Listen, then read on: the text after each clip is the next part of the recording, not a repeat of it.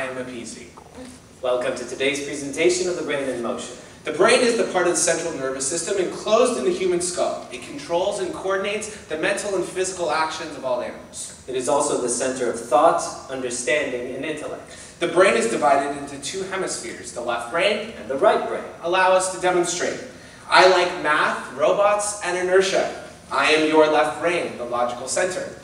I like possibilities, the Renaissance, and a slow-baked souffle. I am your right brain, the creative center. Welcome, audience. The square root of 10,201 is 101. In similar fashion, we took Interstate 101 South, exited Vermont, and arrived 1.7 miles later at our destination. Total duration of trip, 1 hour 17 minutes, traveling at an average speed of 57 miles per hour. While Miss Daisy drove, the scenery captivated me, and I was inspired to capture it in watercolor. I used a palette of cobalt blues and emerald greens. It's drying in the car as we speak. I hope you laid something down to protect my seats. Of course I did. You didn't, did you? No. As you can see, the left brain is very analytical. And the right brain is very careless. I mean, creative.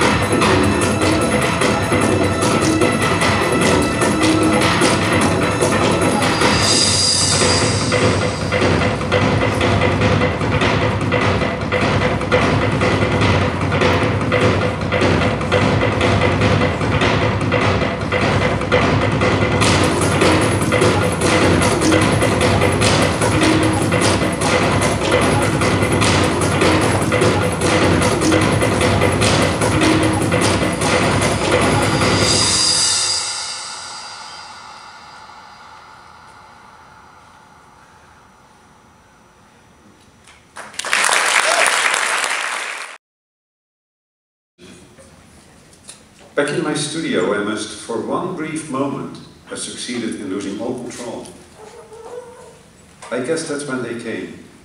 The energizing greens, the dancing yellows, the introspective melancholic blue.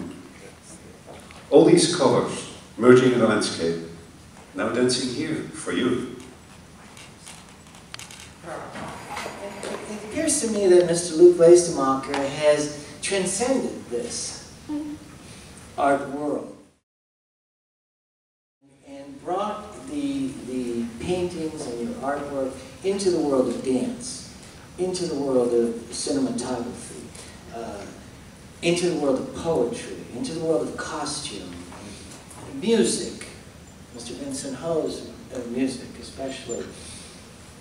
Talk a little bit about transcending this role of the elitist, expensive perception of what art is.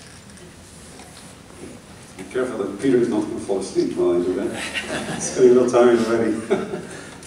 You know, I don't know if it's transcending it or maybe never been in that small of a sandbox.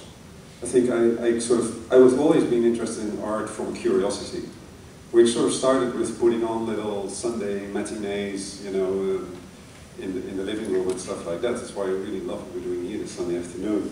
But it's that whole idea of just a curiosity to express yourself and then finding whatever best way that is. But I think the problem, and that's why I so much liked your piece about the brain, I think the problem is that if you're first going to come from the intellectual side, the PC comes first, then the expression of the Mac can only be very limited. So if you just go out in the world and you say, I'm just going to express myself, and it can be in whatever way that you see that fit, whether it's going on a nice bicycle ride or make a painting, there's actually no difference in it to me. And I think the problem starts happening when you start framing these things in very small ways, and then what's actually an intellectual exercise, you're then going to think it's creative, you run into a lot of problems. Because now it's these two sides of the brain heavily competing with each other and getting very confused and not knowing anymore what's about to come first. So for me, the whole process has always been following that creative heart first, that side of the brain. And then the logic will just sort of sort it out. You know, that's sort of the structure that I think that, I haven't even chosen it, it's sort of how my life has evolved.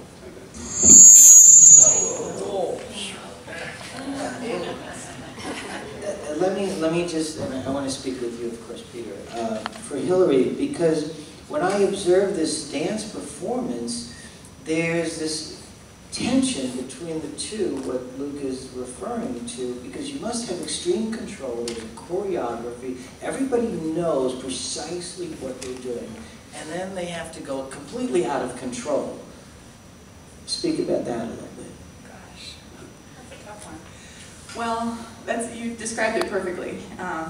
Everything that we do is obviously very well choreographed because a lot of it can be quite dangerous. And we do have interesting things that happen on stage all the time, but because we perform together so much and we spend so much time together, we can read each other's minds. You know, it's all you saw up there was telepathy the entire time, and we're all talking to each other with our eyes, feeling our bodies, knowing. You know, we perform in different spaces and with different energy and different lights and everything, but we're doing the same dances. So it takes a whole lot of